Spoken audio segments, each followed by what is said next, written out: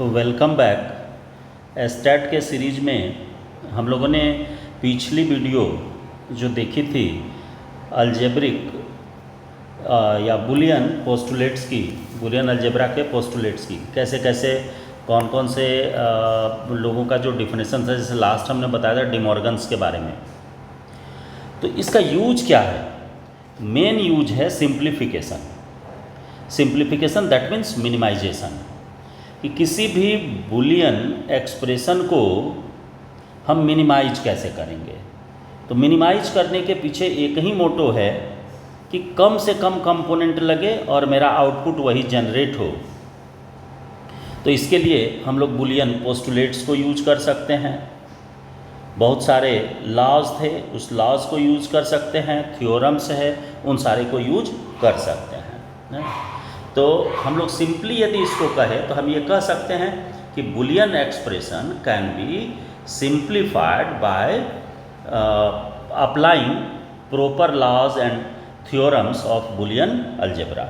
बहुत सारे लॉज है, उन सारे को अप्लाई करके इसको हम क्या कर सकते हैं, सिंप्लीफाई कर सकते हैं। तो कुछ एक्सप्रेशंस के बारे में हम लोग चलेंगे जो कि छोटे छोटे एक्सप्रेशंस है, जिसका कि चांसेस है कि इस तरह का एक्सप्रेशन में भी आपको आ सकता है। जैसे पहला एक्सप्रेशन मान लीजिए आपका है कि a into b plus b c plus B dash c equal to a b plus c. यानी इस एक्सप्रेशन का रिजल्ट ये, यानी दोनों मेरा इक्वल है या नहीं, यानी LHS इक्वल टू RHS, जो कि हमने पिछली वीडियो में भी बहुत हद तक आपको समझाया। तो चलिए इस एक्सप्रेशन को लेकर के चलते हैं। तो सबसे पहले इसको उठा लेना, लेफ्ट साइड वाले को उठा लीजिए, यानी AB plus BC plus B dash C। हमको आउटपुट आना चाहिए AB प्लस C। तो क्या इसको हम लिख सकते हैं कि AB प्लस C कॉमन ले लिए और ब्रैकेट में B प्लस B डैश, क्योंकि यहाँ पर B देखिए ओरिजिनल है और ये कॉम्प्लीमेंट है, तो B प्लस B डैश। अब यदि हम इसको लिखें कि AB एज यूजुअल आ जाइए, AB और प्लस C और B plus B dash equal to 1 होता है। जैसे इसका हमने पिछले वीडियो में आपको बताया था कि A plus A dash equal to 1। तो उसी तरीके से यहाँ पर हम इसको लिख सकते हैं इंटू 1। अब देखिए, अब यहाँ पर हम नीचे क्या इसको लिख सकते हैं, AB प्लस C। कैसे? तो देखिए C into 1 equal to C होगा रिजल्ट। कैसे होगा ये समझिए। देखिए C का वैल्यू यदि 0 देते हैं तो 0 इंटू 1 इक्वल टू 0, तो C के अकॉर्डिंग ना रिजल्ट आया। इसी तरह से 1 इंटू 1 इक्वल टू 1 आएगा, तो इसी के अकॉर्डिंग ना रिजल्ट आया। तो इसीलिए हम यहाँ लिख सकते हैं कि C इंटू 1 के जगह पर डायरेक्ट C लिखेंगे, बात तो बराबर है। तो देखिए हम अब इस इतना लंबा चौड़ा यूज करते गेट्स को, तो हमारा इतने सा से मेरा काम चल जाएगा। यानी कि इसको यदि सर्किट डिजाइन में यूज किया जाता तो इसकी सर्किट क्या होती, बड़ी हो जाती। कैसे होता ये देखिए। सबसे मेन, अब इसका यदि मान लीजिए आपको कहे कि सर्किट डायग्राम बनाइए, तो कैसे बनाइएगा? तो देखिए एंड है, कई गो, 3 गो लगेगा, 3 एंड लगेगा, इसमें 3 एंड बनाए और इस तीनों एंड के रिजल्ट को हमको जोड़ना है किससे, और से। ये तो एकदम आसान सा चीज़ है और बेसिक कंसेप्ट है, अभी तक आप पढ़े भी हैं। अब देखिए, अब यहाँ पर हमको इसको जोड़ना है किससे, ABC है, यानी 3 पोल है, A और B, और इसके साथ साथ B का हमको क्या चाहिए, यहाँ से आप नोट गेट लगा करके B डैश निकाल लीजिए और A को ले लीजिए C। देखिए ये A है, ये B है तो ये स्वाभाविक है कि ये B डैश है और ये C है। अब कनेक्ट करिए कि A और B ओरिजिनल से ये जुड़ेगा, तो A और B का ओरिजिनल ये जुड़ गया। दूसरे में है B और C का ओरिजिनल, B ओरिजिनल, तो B ओरिजिनल ये है और C ये जुड़ गया। और जो तीसरा है वो कहता है कि B का क्या है कि इन्वर्टर लगा हुआ है, यानी कि B डैश, तो B डैश ये वाला हो जाएगा लाइन, इसलिए कि यहाँ देख रहे हैं नोट गेट लगा हुआ है ये, तो नोट गेट से ये B डैश हो गया, यहाँ आ गया और इसमें ये ऐसे कनेक्ट हो गया C। तो आउटपुट मेरा यहाँ पर जो आया सेम यही आउटपुट आएगा किसका, A B प्लस C का।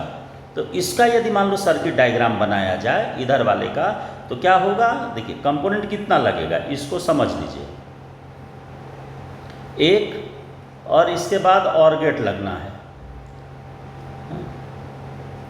ये लगा और एक डायरेक्ट आ जाएगा C, और यहाँ पर आएगा A और B। अब बताइए इसमें टोटल कंपोनेंट यदि काउंट करो, गेट से ही काउंट करो, देखो कितना है, 1 नोट गेट हो गया, 3 आपका एंड है, 1 2 3 और एक ये है यहाँ पर और गेट, तो 3 1 4 1 5 गेट्स लग रहा है। और यहाँ पर आप काउंट कीजिए, एगो ये और एगो ये, 2 ही गेट लग रहा है, तो खर्च किस में कम होगा, तो ये इस वाले सर्किट में खर्च कम होगा, आउटपुट तो दोनों का सेम ही निकलेगा। अब आइए आउटपुट देख लेते हैं, एक तो मिनिमाइजेशन आपको बता ही दिए, अब आइए आउटपुट देख लेते हैं। देखिए टेबल पहले बना लीजिए, टेबल बनाते हैं, चलिए देखिए लेना है कितना, A B C और या यहीं पर अच्छा ठीक है यहाँ ले लेते हैं B डैश। अब देखिए पहले इसको टेबुलर फॉर्मेट देते हैं, तो A B C है तो आउटपुट कितना आना है, 3 डिजिट है, तो 3 डिजिट है तो कितना आ जाएगा, 7 गो आएगा। सब याद रखिए आप लोग पिछल का,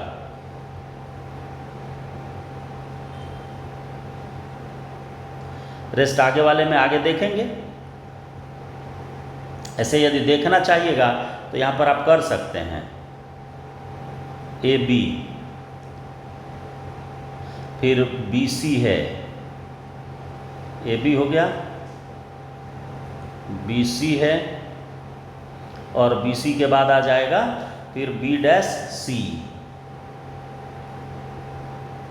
B डैश C, एक कॉलम इसका हो गया। अब देखिए अब इसके बाद इसका जो रिजल्ट आएगा वो भी देख लेंगे। एगो कॉलम छोटा सा इसके बगल में डाल देते हैं इसके रिजल्ट को देखने के लिए।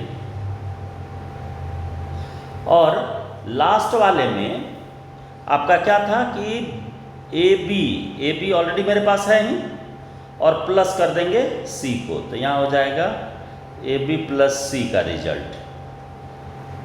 तो इसको आप टेबुलर फॉर्मेट में लेकर के आइए और वैल्यू पुट करिए। देखिए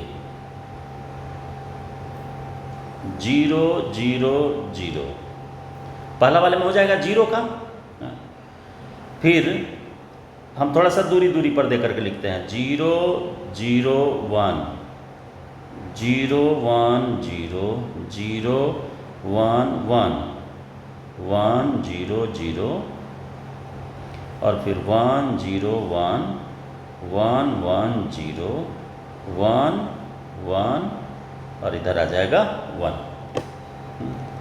तो देखिए टोटल कितना 8 होना चाहिए, 1 2 3 4 5 6 7 8 आपका हो गया सारा। अब देखिए अब सारे के वैल्यू को लिखिए, B डैश जस्ट इसका अपोजिट हो जाएगा B का, तो क्या लिखेंगे 1 1 0 0 1 1 0 0 आ गया। A इंटू B करिए 0 0, तो देखते जाइए ये और ये वाला वैल्यू देखना है, यानी ये पूरा कॉलम आपको A और B वाला लेकर के चलना है। फिर यहाँ पर आएंगे तो ये 1 है, इनटू करना है, तो दोनों आउटपुट आपका हाई होगा तो हाई लिखना है। ये भी 0, ये भी 0, ये भी 0, ये टर्म भी 0, ये 1, ये 1, ये दोनों 1 हो गया। अब b इंटू सी करिए, तो b इंटू सी करेंगे तो ये 0, फिर ये भी 0, ये टर्म भी 0, ये 1, ये टर्म 0, ये भी 0, ये भी 0, ये टर्म 1। b इंटू सी को ये और ये देखना था, इसी के बेसिस पर करिए। अब देखिए b डैश सी यानी इस फील्ड को और इस फील्ड को देखना है। तो देखिए 0 और 1 है, हाँ, तो ये क्या हो जाएगा 0, ये 1, ये 0, ये भी 0, ये भी 0, ये 1, ये दोनों का यहाँ देख लीजिए, ये है और ये है, तो 1 हो गया। अब देखिए इसके नीचे आएंगे तो ये भी 0 होगा, ये भी 0 हो जाएगा, ये आ गया। अब इसको आप प्लस कीजिए, ये प्लस ये प्लस ये, तो देखिए ये तीनों टर्म में यदि 0 है तो 0, एको को 1 आएगा तो 1, 1 0 1 1 1, ये आएगा इसका। अब आइए ए बी अब प्लस सी करिए, तो ए बी वाला ये वाला कॉलम है ही आपके पास, ये इस कॉलम को सी के साथ ऐड करिए, तो 0 0 0 1, इधर है 0 तो 1 प्लस करना है, 0 और 0 तो ये भी 0, यहाँ पर 1 है और इधर 0 है तो 1 हो जाएगा, फिर 0 है इधर आपका। देखिए इस कॉलम दोनों को मिलाना है, इसको देखिए यहाँ 0 है, यहाँ 0 है, तो ये टर्म भी 0, यहाँ 1 है और यहाँ पर 0 है, तो ये टर्म क्या हो जाएगा प्लस है चूँकि, तो 1 हो जाएगा। इसके बाद आगे आइए, फिर ये 0 है, ये 1 है तो भी 1 आएगा, और ये 1 है और यहाँ पर 1 है तो भी 1 आएगा। तो देखिए तो ये दोनों कॉलम का जो रिजल्ट है वो सिमिलर आया। तो बताइए इतना कंपोनेंट लगाना ठीक है कि यह छोटका से काम मेरा चल जाएगा? तो यही चीज़ तो मिनिमाइजेशन कहता है कि किस तरीके से इसको मिनिमाइज करेंगे। तो मिनिमाइजेशन का 2 तरीका है, या तो बुलियन पोस्टुलेट्स जो अभी बताए इसको लेकर के चल सकते हैं, या नहीं तो जब ये भी भारी यदि लगेगा तब आप लेकर के चल सकते हैं। उधर आगे चल करके आपको बताएंगे कि किस तरीके से हम इसको मिनिमाइज करेंगे के मैप के द्वारा, यानी कर्नौग मैप के द्वारा। तो कर्नौग मैप के बारे में भी बताएंगे और उसके थ्रू भी आप मिनिमाइज कर सकते हैं। तो अब देखिए, अब इतना के बाद एक एक्सप्रेशन और लेकर के हम आपको चलते हैं, देन कुछ एक्सप्रेशंस दे देंगे, उसको आप बैठे बैठे अपना सॉल्यूशन दीजिएगा। जैसे देखिए, एक सिंप्लीफाई करने के लिए चलिए ठीक है, एक छोटा सा कोई एग्जाम्पल लेकर के चलते हैं जिसको कि आसानी से आप कर सकिए। देखिए दिया हुआ है एक्सप्रेशन एक कि सिंप्लीफाई करिए किसको, a plus a into B dash plus a dash into B, ये एक्सप्रेशन है और इसको क्या करना है, सिंप्लीफाई करना है।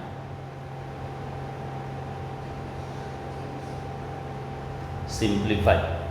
अब इस सिंप्लीफिकेशन के लिए क्या कीजिएगा, देखिए इसको आप क्या लिख सकते हैं, तो इस जगह क्या हम ये लिख सकते हैं कि a इंटू 1 प्लस बी,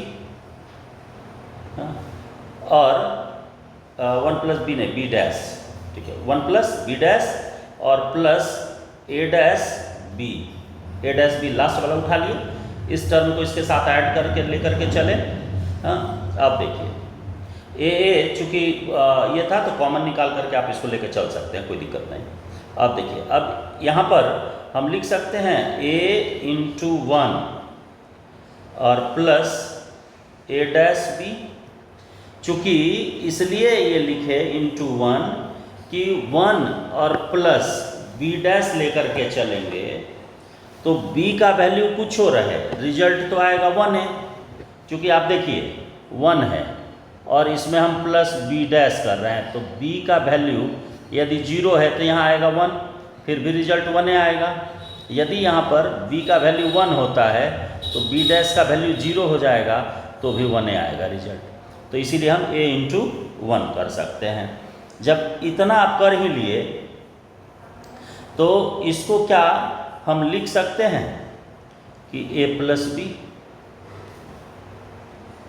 हाँ a प्लस बी, चूँकि a इंटू 1 यदि हम करेंगे तो रिजल्ट भी मेरा क्या आएगा, जैसे यहाँ 1 प्लस बी किए तो उसी तरीके से देखिए a इंटू 1 करिए, a इंटू 1 करेंगे तो a का रिजल्ट यदि 1 होता है तो रिजल्ट 1 आएगा और a का वैल्यू यदि 0 होता है तो रिजल्ट 0 आ जाएगा।